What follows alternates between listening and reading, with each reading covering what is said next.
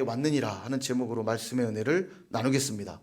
오늘은 아까 말씀드린 대로 1517년 10월 31일 마틴 루터가 95개의 반박문을 비텐베르그 교회에 붙이면서 종교개혁이 시작된 해로부터 505주년이 되는 해입니다. 종교개혁을 기념하는 날로 오늘은 끝나서는 안 되고요. 다시 한번 그 정신이 무엇인지 되새기는 시간이 되어야 할 것입니다. 종교개혁의 후예들은 그래서 늘 외쳤어요. 개혁된 교회는 항상 개혁되어야 한다. 이게 종교개혁의 후예들이 외쳤던 기치고요. 오늘 저와 여러분도 종교개혁의 후예들이라면 동일하게 고백해야만 됩니다. 개혁된 교회는 항상 개혁되어야만 한다. 여러분이 개혁이란 말은 뭐냐면 리포메이션이라고 하는 이 단어는 리폼, 원 형태로 돌아가다는 뜻이에요. 그러니까 개혁이라는 게 그냥 마구마구 뜯어 고친다는 뜻이 아니라 원래 형태로부터 벗어난 모습이 있다면 그걸 뜯어 고쳐 다시 원 형태로 되돌아오게 하자는 운동이 개혁이에요. 다른 게 아닙니다. 그냥 막 뜯어 고치는 게 아니라 원래 하나님이 디자인했던 그 자리로 돌아오도록 하자는 게 개혁입니다. 그러니까 하나님이 처음에 디자인하셨던 교회 형태로 항상 되돌아오려면 항상 말씀으로 돌아가야 되고 말씀으로 점검해야 되는 거죠. 영적인 흑암기였던 이 중세시대 때 성경에서 벗어나 신앙이 부패하기 시작했던 그때에 종교개혁이 시작되었고요. 그러한 노력은 오늘 저와 여러분에게도 일어나야 된다는 거예요. 지금도 우리 안에 나도 모르게 형성되어 있었던 종교적인 습관과 형식으로 인해 왜곡되었던 모든 것들은 다시 하나님 말씀의 기준으로 되돌아가 종교개혁을 일으켜야 한다는 거죠. 그래서 로마 교황 이 레오 10세가 성 베드로 대성당의 수리비를 마련하기 위해서 면죄부를 팔았습니다. 왜 이런 일들이 있냐면 카톨릭 교회에는 7성사라는 게 있어요. 그래서 고해성사, 견진성사, 세례성사, 결혼성사, 혼인성사 등등해서 7개 성사가 있는데 그 중에 하나가 고해성사거든요. 고해성사가 뭐냐면 죄를 지은 사람이 신부에게 가서 죄를 고합니다. 죄를 고백하면 신부가 그를 위해 기도해줘요. 당신의 죄를 사하노라. 성부와 성자성의 죄를 사하노라. 그러면 죄 용서를 받는 거예요. 그리고 죄를 용서는 받지만 그 죄로 인한 벌이 남아있기 때문에 돌아가서 기도와 선행으로 벌을 받으라는 겁니다. 이게 고해성사예요. 여러분 예수 그리스도께서는 우리의 모든 죄를 십자가에 다 해결하셨죠. 그러므로 다 해결된 문제지만 카톨릭은 그렇게 가르쳐요. 기도와 선행으로 벌을 갚아야 된다. 그러니까 카톨릭은 선행을 많이 강조하는 겁니다. 죄 용서 받으려니까 계속 선을 행해야 되죠.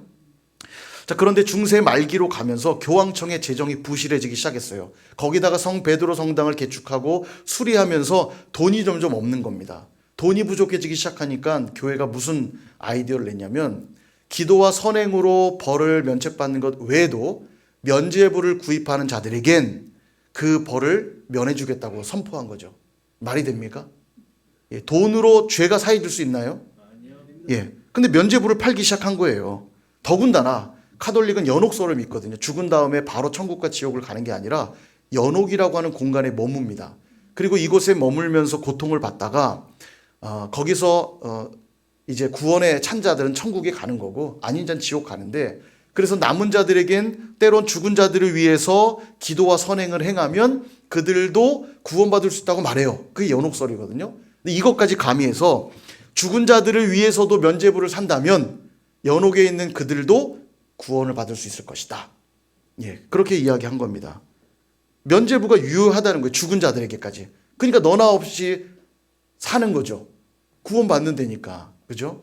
당신은 신부 외에는 성경을 접할 수 없어요. 라틴어를 알지도 못했고요. 라틴어로만 성경을 읽었기 때문에 신부 외에는 성경을 접할 일이 없어요. 그러니까 교회가 말하면 그게 곧 기준인 겁니다. 그렇게 면죄부를 팔았어요. 그래서 면죄부를 판매하는 자들이 이렇게 외쳤다고 합니다. 내용이 이렇습니다. 독일 사람들아, 나는 교황의 사신이다. 즐거워라. 나는 면죄부를 1만 장이나 가지고 왔다. 너희들의 부모, 형제, 아내나 친척은 물론 모든 사람들이 받을 수 있다. 너희들의 돈이 괴짝에 딸랑 소리를 내며 들어가는 순간 불쌍한 영혼들이 형벌과 연옥에서 해방되어 뛰쳐나오게 된다. 사실래요? 안 사실래요? 사야겠죠? 사야죠. 이거 지금 구원받는 데잖아요. 그러니까 너나 없이 산 겁니다. 예. 근데 이때 1515년부터 이 루터라고 하는 분이 카톨릭 신부였어요. 교수이면서 신부였거든요. 로마서 강해를 시작했는데 로마서를 보게 되면서 영적인 눈이 열리기 시작합니다. 하나님의 진리의 말씀을 깨달아지기 시작되고 성령의 역사죠.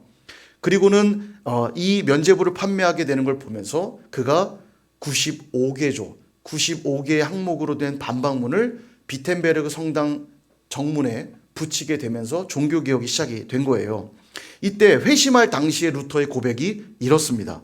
나는 흠잡을 데 없는 수도사였지만 하나님 앞에서는 양심의 심한 가책을 받고 있는 죄인에 불과했으며 나의 공로가 하나님의 진노를 완화시킬 수 없음을 확신할 뿐이었다. 나는 주야로 하나님의 공의와 오직 의인은 믿음으로 말미암아 살리라는 말씀이 어떻게 논리적으로 연결되는지 이해할 때까지 계속 묵상하였다. 나는 하나님의 공의는 자신을 믿는 자를 의롭다고 인정해 주시는 주님의 은혜와 전적인 자비를 통해서 얻는 의를 말하는 것임을 비로소 알게 되었다. 그 순간 내가 거듭나서 천국의 열린 문을 통과했음을 느낄 수 있었다. 성경 전체가 새로운 의미로 다가왔다. 바울의 이 본문이 내게는 천국으로 인도하는 문이었다. 이게 루터의 고백이에요. 그리고 나서 95개조 반박문을 붙이면서 교황청과 계속되는 논쟁을 벌입니다. 60여 회의 논쟁을 벌이는데 교황청이 회개하라고 하는 조서를 보내지만 루터가 다 태워버려요. 이 일로 파면을 당합니다. 그리고 당시의 신성 로마 제국, 이게 독일입니다. 독일의 전신이라고 보시면 되는데 신성 로마 제국의 황제였던 까를 5세가 루터를 불러들여요. 그리고 너의 그 신학적 논지에 대해서 해명할 기회를 줄 테니 해명하라고 이야기합니다. 1521년 보름스 의회를 열어서 당시는 그 카톨릭과 나라가 긴밀히 연결되어 있었기 때문에 황제가 나서서 이 루터를 지금 정죄하고 있는 거죠. 해명하라. 그렇지 않으면 내가 널 이단으로 정죄하겠다. 그때 루터가 이런 고백을 합니다. 나는 성경과 진리에만 굴복합니다. 나는 교황과 의회의 권위를 받아들일 수 없는데 그 이유는 그들이 항상 자기 모순적이기 때문입니다. 나의 양심은 하나님의 말씀에 포로가 되었습니다. 나는 달리 할 수 없고 또한 어떠한 신념도 바꿀 수 없습니다. 제가 여기에 서 있습니다. 하나님 나를 도우소서. 아멘. 이 루터의 고백이에요. 여러분 왕에게 반역하면 어떻게 됩니까? 뭐 죽음밖에 더 있겠어요? 그러나 그 양심을 하나님이 내게 주신 그 양심과 말씀을 포기할 수 없다는 거예요. 이 일로 루터는 이단으로 정죄를 받고요. 이때부터 죽음의 위기에 몰리게 됩니다. 숨어 지내게 되는데요. 도망 다니게 되는데 얼마나 두려웠겠어요. 그러나 숨어 지내면서도 그는 독일어로 성경을 번역하기 시작했고 이 죽음의 위기 속에 그 너무 큰 공포 속에 그가 하나님 앞에 고백하며 쓴 시가 뭐냐면 바로 내주는 강한 성이요. 그 시가 바로 이 쫓겨다니는 이때 쓴 그 찬양인 것입니다. 내주는 강한 성이요 방패와 병기 되시니 예수 그리스도가 내 대장 되시니 장수 누구랴 오직 예수님뿐이라고 고백했던 거죠. 결국 자신의 양심을 사로잡았던 이 성경, 그래서 목숨이라도 걸어서까지 지키려고 했던 그 진리가 95개조 반박문에 쓰여져 있는 것인데요. 이 95개조 반박문을 한마디로 요약하면 회개입니다. 회개. 그도 그렇겠죠. 왜냐하면 면죄부를 사서 죄가 용서받는다 말하니 그렇지 않다라는 걸 95개조로 써서 반박한 겁니다. 그 중에 제가 1조부터 3조까지를 좀 보여드리려고 하는데요. 이게 그래요. 이게 볼 일이 언제 있겠습니까? 95개조 반박문을. 근데 1조부터 3조까지만 보여드릴게요. 1조. 우리는 주이시며 스승이신 예수 그리스도께서 회개하라 천국이 가까이 왔느니라. 오늘 읽은 본문입니다. 그 말씀을 하셨을 때 그는 믿는 자의 전생애가 회개의 과정이 되기를 원하셨던 것이다. 2조. 이 말씀을 성례전적인 회개, 사제의 직권으로 집행되는 고해와 속죄에 관한 것으로 해석할 수 없다. 그러니까 사제가 고해 성사를 통해 죄를 용서할 수 없다는 거예요. 그가 용서할 수 있는 게 아니다. 3조. 그러나 이 말씀은 단순히 내적 회개만 가리키는 것이 아니다. 오히려 외적인 작용으로 자신의 육체를 여러 가지로 죽이지 못하는 것이라면 그 내적 회개는 거의 무가치한 것이다. 이렇게 쭉 95개조가 쓰여져 있는 거예요. 정리해보면 뭐냐면 회개는 전생애를 걸쳐 일어나는 것이 마땅한 것으로 그렇게 주어진 명령으로서 누구도 대신할 수 없다는 겁니다. 이때 회개는 내면적 회개는 물론 외면적 회개까지 일어나야 그게 진짜 회개라고 강조하고 있는 것이죠. 오늘 읽었던 이 말씀은 예수님이 세례를 받으시고 광야로 나아가 40일간 금식하신 후에 사탄에게 시험을 받으시고 나서 승리하시죠. 그리고 나서 본격적인 공생의 사역을 시작할 때 가장 먼저 던진 메시지가 뭐였냐면 바로 오늘 이 말씀이에요. 회개하라 천국이 가까이 왔느니라. 이게 공생애를 시작하며 가장 먼저 던진 말씀입니다. 일종의 예수님의 오리엔테이션이죠. 학교에 가면 첫 번째 시간에 뭐를 시작하냐면 오리엔테이션을 시작합니다. 이번 학기는 어떤 방향을 향해 공부할 것이고 어떻게 시험 문제를 낼 것이고 어떻게 내가 성적을 줄 것이다. 교수님이 한 학기의 공부 방향을 딱 제시하거든요. 그게 오리엔테이션인데 저 첫 수업을 빠지면 안 돼요. 첫 수업에 들어야만 교수님이 어떤 방향으로 가르치고 어떻게 평가를 받겠구나를 알거든요. 예수님이 지금 그 얘기 하시는 겁니다. 내가 이 땅에 온 이유는, 내가 이 땅에 와서 앞으로 할 사역의 내용은, 그리고 이후로도 내가 영원토록 너희들을 위해 행할 일은 바로 이것이라는 거예요. 회개하라, 천국이 가까이 왔다. 바로 이 회개를 위해서 오셨다는 겁니다. 루터가 바로 그 내용을 95개조 논제로 쫙 쓰고 있는 거예요. 면죄부를 판매하는 것으로 이루어질 수 있는 것이 아니다. 회개는 전생애를 걸쳐 일어나는 신앙 행위다. 이걸 강조하고 있는 겁니다. 여러분, 예수님의 오실 길을 예비했던 자가 누굽니까? 세례 요한이죠. 세례 요한이 예수님의 오실 길을 예비하면서 했던 일이 뭐냐면 동일한 내용이에요. 마태복음 3장 11절.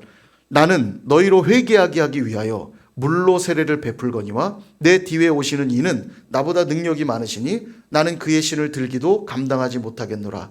그는 성령과 불로 너희에게 세례를 베푸실 것이요. 세례 요한이요, 백성들을 불러 모아서 내가 너희를 회개시키기 위하여 물로 세례를 준다. 그러나 내 뒤에 오시는 진짜 메시아가 있는데 그분은 물로 주는 정도가 아니라 성령과 불로 세례를 줄 것이다. 그리고 왜 주시는 거죠? 회개하게 하려고. 회개하기 위하여서 성령과 불로 세례를 줄 것이라는 겁니다. 그래서 예수를 믿어 성령 받은 자들이 일어나는 첫 번째 반응이 뭐냐면 죄를 깨닫고 회개하는 자리로 나아가게 돼 있어요. 누가복음 3장에 보면 세례 요한의 이 사역을 조금 더 구체적으로 묘사하는데요. 세례를 받으러 나온 자들에게 세례 요한은 이렇게 말합니다. 누가복음 3장 8절. 그러므로 회개에 합당한 열매를 맺고 속으로 아브라함이 우리 조상이라 말하지 말라. 내가 너에게 이르노니 하나님이 능히 이 돌들로도 아브라함의 자손이 되게 하시리라. 이런 거예요. 그들이 나는 아브라함의 자손이야 이 말은 하는데 삶의 내용에는 아브라함의 후예다운 내용이 하나도 없다는 겁니다. 그러므로 회개에 합당한 열매를 맺으라는 거예요. 이 말을 듣는 백성들이 묻습니다. 그럼 세례 요한이여 어떻게 하는 것이 회개에 합당한 열매를 맺는 겁니까? 물어요. 그러자 대답합니다. 옷 두 벌 있는 자들은 옷이 없는 자에게 나눠주고 먹을 게 있는 자들은 먹을 것이 없는 자들에게 나누어 주라. 또한 세리는 부과된 것 외에는 부과하지 말고. 여러분, 세리가 어떻게 부를 축적했냐면 로마가 정해놓은 세금이 있습니다. 그 세금을 세리는 걷어서 내기만 하면 돼요. 그럼 수입은 어떻게 받냐면 로마 정부로부터 받는 게 아니라 국민들로부터, 백성들로부터 받은 세금을 로마 정부에 내고 나면 남는 돈을 갖는 거예요. 그러니까 세금을 많이 걷으면 부자가 되겠죠. 100원을 로마 정부에 내야 된다면 500원 걷으면 100원 내고 400원 내가 갖는 겁니다. 그러니까 세리는 매국노인 거예요. 로마 정부를 도와주는 사람, 이방인을 도와 백성들을 압제하는 사람, 그러니까 죄인 취급 받은 겁니다. 그러나 세리들도 회개에 합당한 열매 맺으라는 거예요. 부과된 것 외에는 거두지 말라. 그 다음, 군인들은 사람에게서 강탈하지 말고 받는 급료를 족한 줄로 알라. 여러분, 군인들이 힘이 있으니까 길 가다가 뭐 일 시킬 것은 백성들을 막 강탈하는 겁니다. 그들을 막 일 시키고요. 그들이 가진 거 빼앗고 이러는 거예요. 그러나 그렇게 하지 말라는 거예요. 너희들이 받는 급료가 있으니 그 급료로 족한 줄로 알라. 이게 회개에 합당한 열매라는 겁니다. 아주 구체적입니다. 내적인 회개는 내가 예수 그리스도를 믿어 성령을 받아 성령과 불로 세례를 받아 회개를 이루었다면 그 회개는 반드시 외적 회개로 나타난다는 거예요. 그래서 마틴 루터도 세 가지의 회심이 반드시 일어나야 된다 말했습니다. 머리가 회개해야 되고 가슴이 회개해야 되고 마지막 지갑이 회개해야 된다 이렇게 말했습니다. 머리와 가슴은 내적 회개라면 지갑은 외적 회개인 거죠. 여러분, 지갑이 회개해야 진짜 회개라고 마틴 루터가 말하는 이 내용이 참 와닿지 않습니까? 근데 여러분, 이러한 요한의 가르침이요, 착하게 살라는 단순한 그런 가르침이 아닙니다. 이 요구가 회개의 메시지로 들려질 수밖에 없던 것은 성경이 이미 요구하고 있는 삶의 모습이었기 때문이에요. 레위기 19장 18절 같이 한번 읽어볼까요? 시작. 원수를 갚지 말며 동포를 원망하지 말며 내 이웃 사랑하기를 내 자신과 같이 사랑하라. 나는 여호와이니라. 아멘. 여러분, 내 이웃을 내 몸같이 사랑하라는 말씀이 예수님이 처음 하신 말씀이 아니에요. 이미 율법을 처음 주실 때부터 하나님은 내 이웃을 내 자신과 같이 사랑하라는 말씀을 주셨습니다. 그러니까 율법의 모든 요구는 왜 주셨냐면 이웃 사랑하라고 주신 거예요. 첫째는 하나님 사랑하라고 주신 것이고, 둘째는 이웃 사랑하라고 주신 것이고요. 예수님이 다시 오셔서 말씀하시기를 내가 그래서 세 계명을 준다. 이 세 계명은 없던 새로운 것이 아니라 이전에 있던 것인데, 하나님이 말씀하셨던 내 이웃을 사랑하는 말씀 그대로 내가 너희를 사랑한 것처럼 너희도 서로 사랑하라. 이걸 다시 한번 예수님 강조하시는 거거든요. 그러니까 너희들이 세리는 부과된 것 외에는 거두지 말고, 군인은 억지로 강탈하지 말고, 받는 급료 감사하고, 부한 자들, 옷이 많은 자들은 옷을 나눠주고, 먹을 게 많은 자들은 먹을 걸 나눠주라는 이 말씀은 이 말씀으로 돌아가라는 뜻이에요. 내 이웃을 향하여 내 자신 사랑하는 것처럼 살아가라는 이 말씀으로 돌아가라는 겁니다. 내면의 회개와 함께 외적 회개까지 이루라고 요구하고 계신 거죠. 그래서 예수님도 말씀하세요. 씨 뿌리는 비유를 통해 말씀하시기를, 마태복음 13장 23절에 보면 좋은 땅에 뿌려졌다는 것은 말씀을 듣고 깨닫는 자니 결실하여 100배, 60배, 30배가 된다 말씀하세요. 좋은 땅에 뿌려져야 되는데, 그래야 열매를 맺는데, 좋은 땅에 뿌려졌다는 뜻이 뭔가? 그것은 말씀을 듣고 깨닫는 것이라는 겁니다. 하나님 말씀을 듣고 깨닫는 것, 그게 바로 회개한 자들의 삶이잖아요. 다시 말씀으로 돌아가 그 말씀대로 순종할 때 30배, 60배, 100배의 결실이 있을 거다 말씀하고 있는 겁니다. 그러므로 사랑하는 여러분, 내가 어디로부터 떨어져 있는지 오늘도 우리는 말씀을 통해 반드시 확인하셔야 돼요. 그냥 살아왔던 습관대로 사시면 안 됩니다. 신앙생활의 어떤 종교적인 형식에 따라 그냥 살아가시면 안 돼요. 오늘도 하나님의 말씀이 나를 향해 뭐라고 말씀하시는지를 내 삶 구석구석을 비추어 보셔야 돼요. 그래서 말씀으로부터 떨어져 있다면 우리는 뭘 해야 돼요? 개혁해야 되는 겁니다. 원 형태로, 하나님이 나를 디자인하시고 교회를 디자인하셨던 원 형태로 돌아가야 된다는 거예요. 근데 우리 힘으로 너무 어렵죠. 그래서 우리가 오늘도 성령님을 의지해야 됩니다. 진리의 말씀으로 비춰 주옵소서. 깨닫게 하여 주시고 생각나게 하사 주님 말씀에 순종할 수 있도록 인도해 주옵소서. 기도해야 돼요. 그럴 때 우리는 로마 교황청 앞에서도, 로마 국가의 황제 앞에서도 신앙의 양심을 꺾지 않았던 루터처럼 우리도 그렇게 살아갈 수 있는 거예요. 진정한 종교개혁을 이룰 수 있게 되는 것이죠.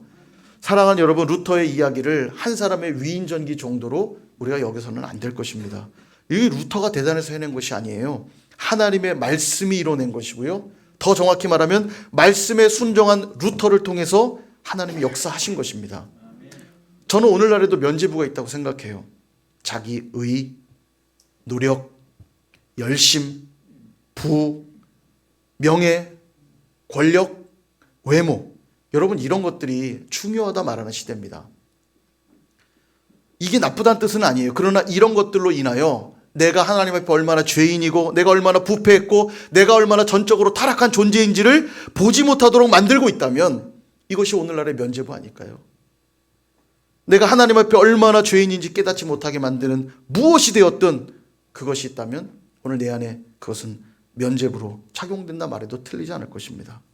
많은 사람들이 그래요.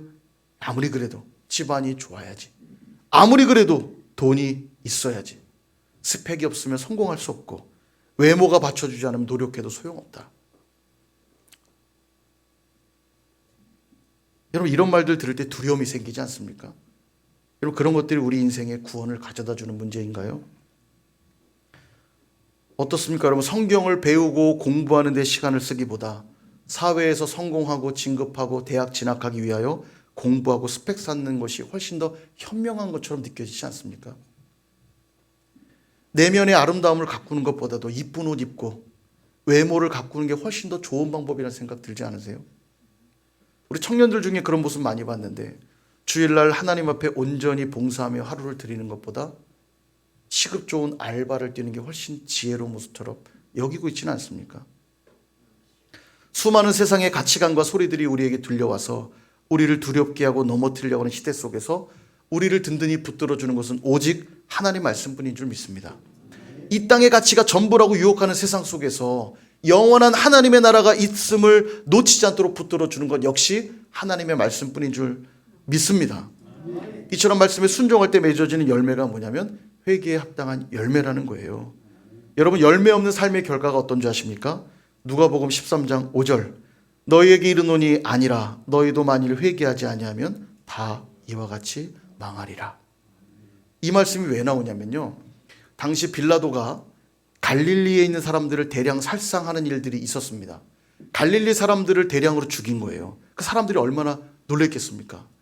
그리고 이렇게 말하는 거예요. 아유, 저 갈릴리 사람들 얼마나 죄가 많으면 저렇게 대량 학살을 당했겠어.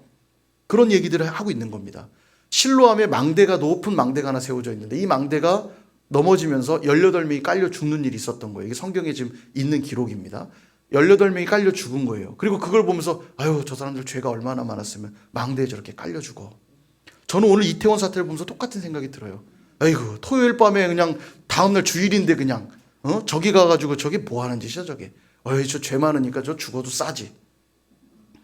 근데 주님이 뭐라고 말씀하시냐면 아니라 너희도 회개하지 않으면 그들만이 아니라 누구라도 회개하지 않는 자들은 다 이와 같이 망하리라. 무화과 나무에 열매 없는 걸 보고 주님이 저주하시죠. 열매가 없으면 찢겨지게 될 것이라고 예수님이 선언하고 있는 겁니다. 회개에 합당한 열매가 없는 자라면 망하게 되는 것이에요.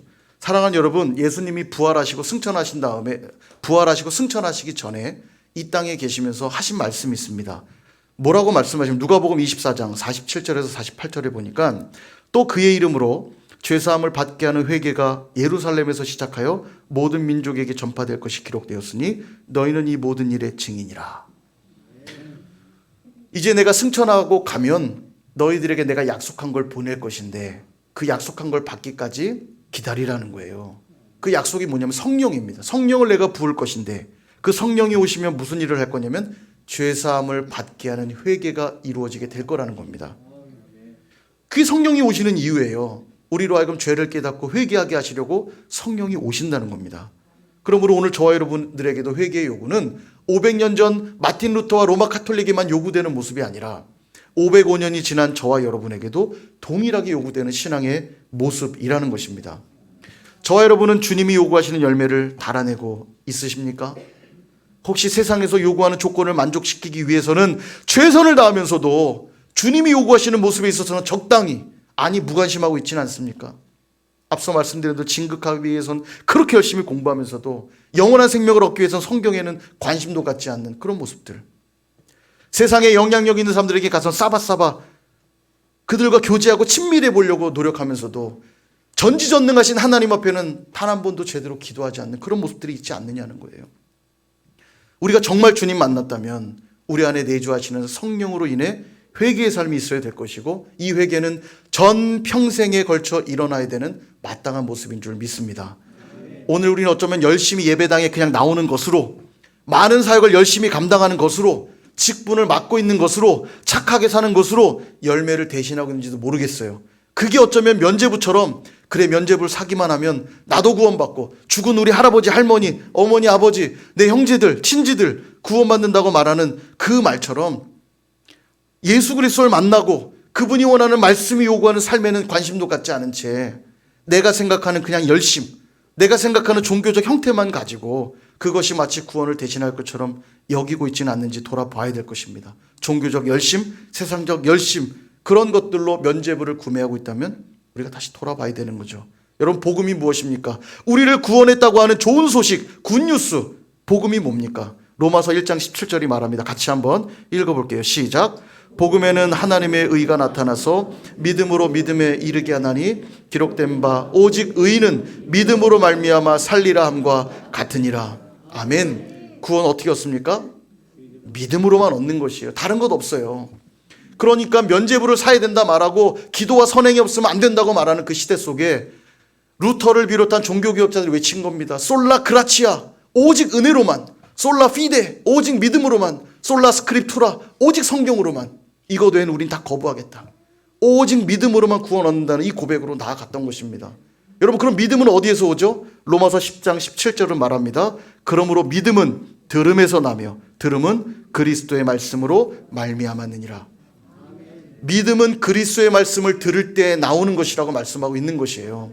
예수 그리스도로 말미암는 모든 자들, 그래서 그분을 믿는 모든 자들은 다른 조건 필요 없어요. 오직 예수님을 믿는 그 믿음으로 구원을 얻는 줄 믿으시기를 축원드립니다. 그러므로 하나님 말씀으로부터 멀어지게 만드는 것들이 있다면 그게 전통이 되었든 열심이 되었든 경험이 되었든 지식이 되었든 뭐가 됐든 말씀으로부터 멀어지게 만들고 있다면 무엇이든지 간에 돌이키실 수 있길 바랍니다. 개혁하시기를 바라요. 그리고 그 말씀이 뿌려짐으로 결실하여 열매를 맺는 저 여러분 되시기를 축원드립니다. 종교개혁자들이 외쳤던 그 외침, 솔라 스크립투라, 오직 성경으로, 토타 스크립투라, 전체 성경으로, 오직 말씀으로만 돌아가겠다고 외쳤던 그 종교개혁자들의 외침. 여러분, 루터의 이 종교개혁이 놀라운 것은요, 루터가 그 반박문을 붙였잖아요. 이게 굉장히 충격적인 일입니다. 근데 놀라운 건 이게 한 주가 채 지나지 않아서 95개 반박문의 사본이 주변 지역에 돌기 시작했어요. 그리고 토론이 일어납니다. 그리고 14일 만에 2주가 채 지나지 않아서 독일 전역으로 퍼져나갔고, 몇 주 되지 않아서 유럽 전역에 퍼졌고, 채 10년이 되지 않아 각국의 종교개혁이 일어났다는 것입니다. 여러분, 이게 놀라운 일이에요. 작은 회개의 열매.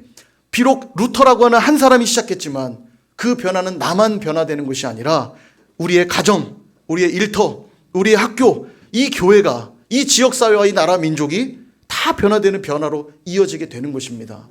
그래서 회개는 누구로부터 시작하는 겁니까? 나로부터 시작하는 거예요. 나로부터. 우리는 늘 다른 이들을 향해 회개하라고 외치죠. 그렇게 살면 안 돼. 그렇게 살면 안 돼. 아니요. 오늘 그 회개의 요구는 늘 나를 향해 있어야 됩니다. 오늘 나 한 사람의 그 회개의 변화는 우리의 가정을 변화시키고 우리 사회를 변화시키고 이 나라 민족을 변화시킬 믿습니다. 여러분, 이태원 사태를 바라보면서 그들의 죽음에 대해서 전 논할 생각이 없어요. 그러나 이 참혹한 현상을 보면서 우리 그리스도인들은 짚어봐야 될 것이 있어요. 이 시대가 얼마나 악한 시대인지, 우리가 얼마나 깨어서 목숨 걸고 기도해야 되는지를 다시 한번 돌아보아야 됩니다. 우리의 자녀들이, 우리의 많은 하나님의 백성들이 그 죽음의 유혹 가운데 놓여 있다는 사실을 우리는 깨달아야 돼요. 나라가 점점 이렇게 어려워지는 이유가 있다면 그리스도인들이 기도하지 않기 때문입니다. 회개하지 않기 때문이에요. 이 너무 중요합니다. 소돔과 고모라가 왜 망한 줄 아세요? 그들의 죄 때문에 망한 게 아닙니다. 의인 10명이 없어 망한 거예요. 의인 10명이 없어서. 하나님은 늘 믿음 있는 자들만 바라보시거든요. 이 나라 민족의 소망은 믿는 자들에게 있는 것이에요. 오늘 믿음 있는 자들이 회개하고 개혁하며 말씀으로 돌아가는 일들이 있지 않으면 이 나라 민족의 미래가 어떻게 될지 모르겠어요. 여러분, 처음 말씀드렸던 그 말을 기억하십시오. 개혁된 교회는 항상 개혁되어야 한다. 500년 전의 종교개혁, 과거의 일들로 끝나서는 안 되는 것이요. 오늘도 우리는 개혁되어야 합니다. 다시 말씀으로 돌아가야 돼요. 그게 회개이고, 그럴 때 회개에 합당한 열매를 맺게 될 줄로 믿습니다. 종교개혁 505주년을 맞이해서 저와 여러분과 우리 선일교회가 다시 말씀으로 돌아가는 진정한 회개를 이루어서 종교개혁의 역사를 이어가는 종교개혁의 후예들이 다 되시기를 주님의 이름으로 축원드립니다.